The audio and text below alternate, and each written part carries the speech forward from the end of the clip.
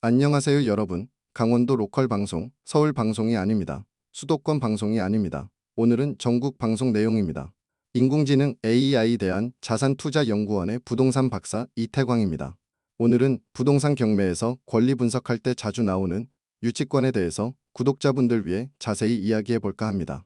잘 들어보시고 생각 한번 해보시길 바랍니다. 그리고 구독 누르고 좋아요 눌러주시고요. 정말 잘 안 눌러주시고 있습니다. 자, 시작합니다. 혹시 이런 말 들어보셨나요? 이 건물 유치권이 있어요. 들어가면 낭패가 될 수도 있어요. 그 집 들어갔다가 공사업자가 점유하고 있어서 못 살아요. 그래서 경매 입찰하면 안 돼요. 맞습니다. 유치권이란 건 생각보다 강력합니다. 특히 부동산 경매에서 이 유치권 하나 때문에 입찰을 포기하는 분들도 정말 많아요.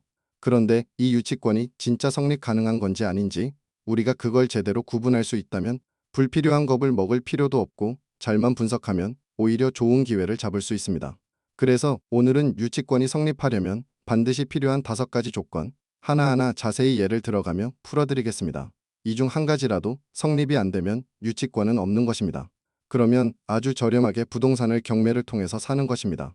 우선 첫 번째 조건으로 타인의 물건일 것이어야 합니다. 본인 물건에 유치권이 성립이 안 된다는 것입니다. 간혹 자기가 집수리했다고 낙찰자에게 얼마 전에 본인이 공사한 거 돈 좀 달라고 하는 사람도 있는데 정말 황당한 경우입니다. 유치권은 절대로 내 물건엔 행사할 수 없습니다. 항상 남의 물건에만 가능하다는 것입니다. 예를 들어볼게요. 건축업자 A씨가 B씨 집을 리모델링 해줬어요.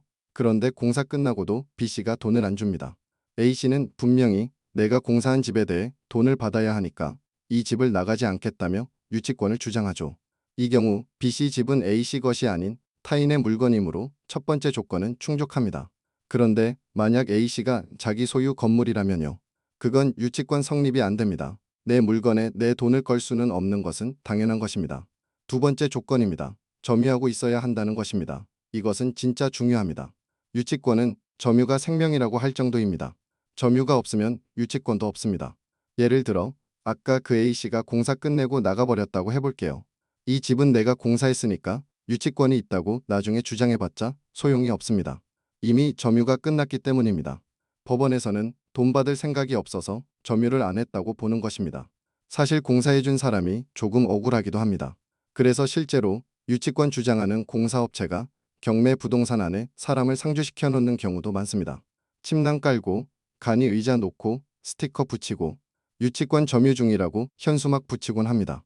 왜냐하면 이 점유를 이어가야 법적으로 유치권을 인정받을 수 있기 때문입니다. 다음은 세 번째 조건입니다. 그 물건과 관련된 반드시 채권이 있어야 합니다. 여기서 중요한 건 바로 직접 관련성입니다. 그냥 채권만 있다고 유치권이 성립하는 게 아니라 그 물건 때문에 생긴 채권이어야 됩니다. 예를 들어 B씨가 A씨한테 자동차를 고쳐주고 돈을 아직 안 줬어요. 그 와중에 A씨가 B씨 집에 가서 채권이 있으니 이 집 점유할래요 라고 하면 절대 안 된다는 것입니다. 왜냐면 그 집은 자동차 채권하고 아무 상관없기 때문입니다. 반면 A씨가 B씨 집을 직접 수리했고 그 공사비를 못 받았다면 그 집과 관련된 채권이 있으니 유치권이 성립할 수 있는 것입니다. 네 번째 조건입니다. 채권이 변제기에 있어야 합니다.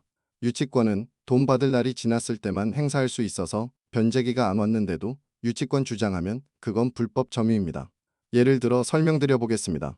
A씨가 B씨 집을 리모델링하고 계약서에 이렇게 써 있었습니다. 공사 종료 후 30일 이내에 잔금을 지급한다. 그런데 만약 공사 끝나고 나서 아직 15일밖에 안 됐는데 A씨가 유치권을 주장했다고 하면 이건 안 됩니다. 왜냐하면 잔금 지급일 30일이 아직 도래하지 않았기 때문입니다. 유치권은 어디까지나 지금 받을 수 있는데 안 줬을 때만 유효합니다. 그 전에 점유하고 있어도 효력이 없습니다. 마지막 5번째 조건입니다. 동일성 요건으로 직접적인 관련성입니다. 조금 헷갈릴 수 있지만 정말 중요합니다. 채권과 점유물 사이에 직접적인 관계가 있어야 합니다. 예를 들면 A씨가 B씨 집을 공사했고 그 공사비를 못 받았고 그러면 B씨 집에 대해서 유치권을 주장할 수 있습니다. 공사한 집하고 점유한 집이 같아서 동일성으로 채권 발생 대상인 것입니다. 그래서 동일성 요건을 만족합니다. 그런데 만약 B씨가 소유한 다른 건물에 가서 점유한다고 한다면 A씨가 저 건물도 B씨 거니까 공사비 못 받은 걸로 여길 점유할래요 라고 주장한다면 성립 안 됩니다. 그 이유는 그 건물과는 직접적인 관련이 없기 때문이라고 보시면 됩니다. 다시 정리하면, 자, 지금까지 유치권이 성립하려면 꼭 필요한 5가지 조건을 정리해봤습니다. 1. 타인의 물건일 것. 2. 점유하고 있을 것. 3. 관련된 채권이 있을 것. 4. 채권이 변제기에 있을 것. 5. 채권과 물건 사이에 동일성이 있을 것. 이 중에 하나라도 빠지면 유치권은 법적으로 무효입니다. 그러니까 겁먹지 말고 이 5가지를 하나하나 체크해보면 진짜 유치권인지 아니면 가짜 점유인지 충분히 판단할 수 있어요. 부동산 경매든 임대든 권리 분석이든 유치권은 정말 자주 등장합니다.